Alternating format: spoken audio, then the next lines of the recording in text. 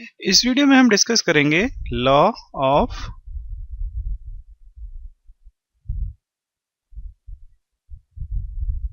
Variable proportions और law of diminishing returns.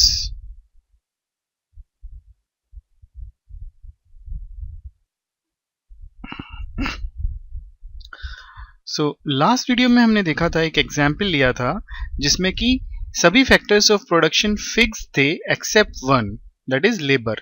और labour हम जैसे जैसे इंक्रीज कर रहे थे हम देख रहे थे कि हमारे टोटल प्रोडक्शन में इंक्रीज आ रहा है, ठीक है। और एक पॉइंट ऐसा आया था जब ये टोटल प्रोडक्शन डिक्रीज होने लगा था, ठीक है। ये किस पे डिपेंडेंट कर रही थी सारी चीजें? मार्जिनल प्रोडक्ट पे, because marginal product was increasing in the starting, ठीक है। फिर वो धीमे धीमे कम होना शुरू हुआ मार्जिनल प्रोडक्ट, और एक पॉइंट ऐसा आया था जब ये मार्जिनल प्रोडक्ट नेगेटिव हो गया। तो अगर ये सारी इंफॉर्मेशन को अगर हम एक चार्ट पे ड्रॉ करेंगे तो ये कैसे दिखाई देगा?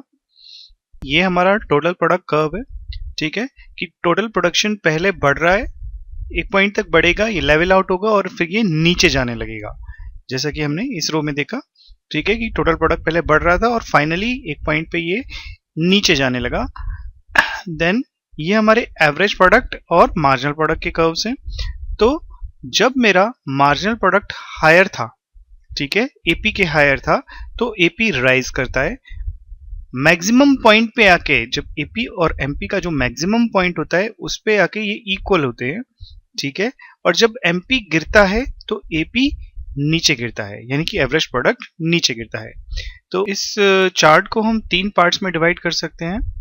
पहले को हम कह सकते हैं स्टेज वन, जहां पे मेरा एवरेज प्रोडक्ट मैक्सिमम है, तो वो पॉइंट कुछ ये होगा। तो लेट्स से ये दूसरा पार्ट होगा जहां पे टोटल प्रोडक्ट मैक्सिमम है, तो वो कुछ यहां पे होगा।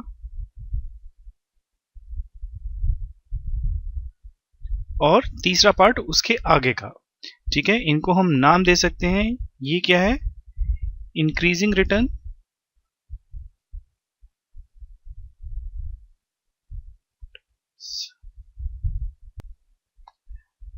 सेकंड पार्ट को हम कह सकते हैं डिमिनिशिंग रिटर्न्स,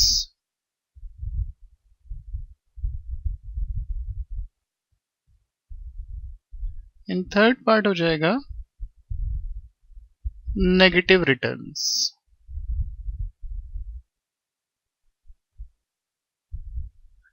ओके, तो पहली स्टेज में हमने देखा, स्टेज वन में, कि रिटर्न्स इंक्रीज हो रही हैं, ठीक है। रिटर्न इंक्रीज हो रही है, एवरेज प्रोडक्ट इंक्रीज हो रहा है, ठीक है। आप वापस इस चार्ट में जाके देख सकते हैं कि हमारा एवरेज प्रोडक्ट इंक्रीज हो रहा है। क्यों? क्योंकि मेरा मार्जिनल प्रोडक्ट इंक्रीज हो रहा है, ठीक है। तो रिटर्न मेरी बढ़ रही है। ये स्टेज में रिटर्न क्यों बढ़ती है हमने इस एग्जाम्पल में समझा था, क्योंकि यहां पे एफिशिएंसी इंक्रीज होने लगती है। जो भी हमारा फैक्टर्स ऑफ प्रोडक्शन इंक्रीज हो रहा है, तो जैसे इसमें हमारा लेबर इंक्रीज हो रहा था, तो हमने देखा था कि वो लोग आपस में अपने काम को इस तरह से डिवाइड करते हैं कि उनकी एफिशिएंसी इंक्रीज होने लगती है। फिर दूसरा पार्ट है डिमिनिशिंग रिटर्न्स। ऐसा क्यों होता है? रिटर्न्स डिमिनिश क्यों होती हैं? क्योंकि एक पॉइंट ऐसा आता है कि जहां पे और बहुत ज्यादा एफिशिएंसी को इंक्रीज नहीं किया जा सकता, ठीक है। तो वहां पे काम तो बढ़ेगा लेकिन बहुत ज्यादा नहीं बढ़ेगा, क्योंकि एफिशिएंसी के लिए बहुत जगह नहीं बची है।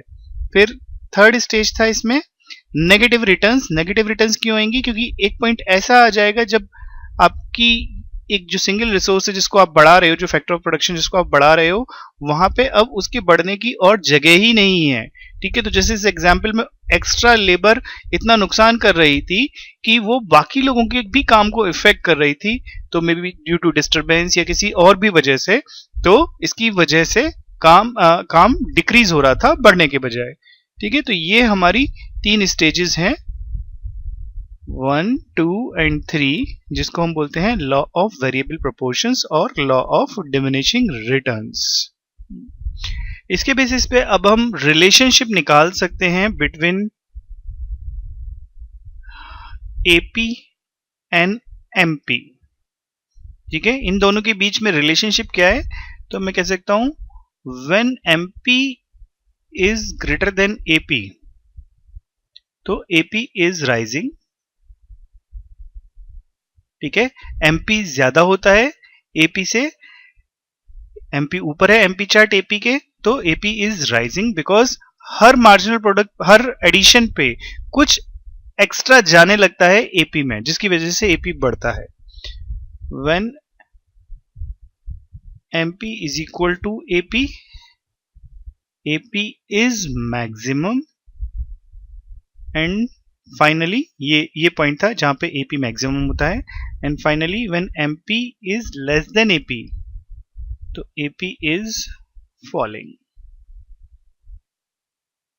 ठीक है, ये रिलेशनशिप हो जाता है एपी और एमपी के बीच में।